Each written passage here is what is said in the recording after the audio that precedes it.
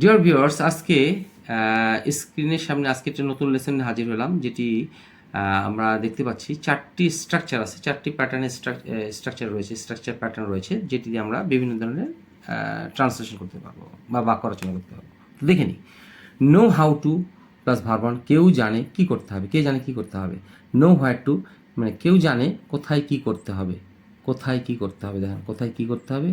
আচ্ছা, know what to plus verb one, কে জানে কি করতে হবে। Know when to plus verb one, কে জানে কখন কি করতে হবে, কখন কি কোথায় কি। এই প্যাটার্নটা আমরা দেখে নিলাম। এখন এক্সাম্পলে যাই।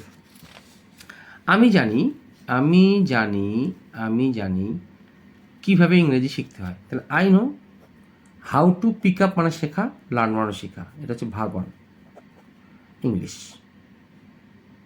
আচ্ছা, মেয়েটি জানে না কোথায় যেতে হবে, তাহলে the girl does not know, present infinitive জানে না কোথায় যেতে হবে। হোয়ার টু গো, হোয়ারের পর infinitive to plus verb one, to plus verb one. আমি জানি এখন কি করতে হবে, I know what to do now, what infinitive পর ভার্ব ওয়ান নাও, আমি জানি কি এখন কি করতে হবে। আমরা জানি না কখন সেখানে যেতে হবে, আমরা জানি না কখন যেতে হবে। We do not know when infinitive to plus verb one, আমরা জানি না কখন সেখানে যেতে হবে। মেয়েটি এক্সাম্পল হচ্ছে, মেয়েটি জানে না কিভাবে রান্না করতে হবে। ছাত্রটি জানে কোথায় যেতে হবে নোটগুলো ফটোকপি করার জন্য।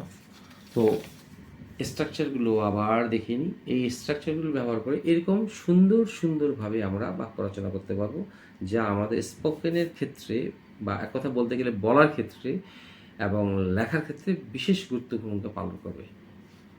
যদি আপনাদের এই লেসনটি ভালো লেগে থাকে তাহলে অবশ্যই বেশি বেশি করে শেয়ার করবেন। আসসালামু আলাইকুম।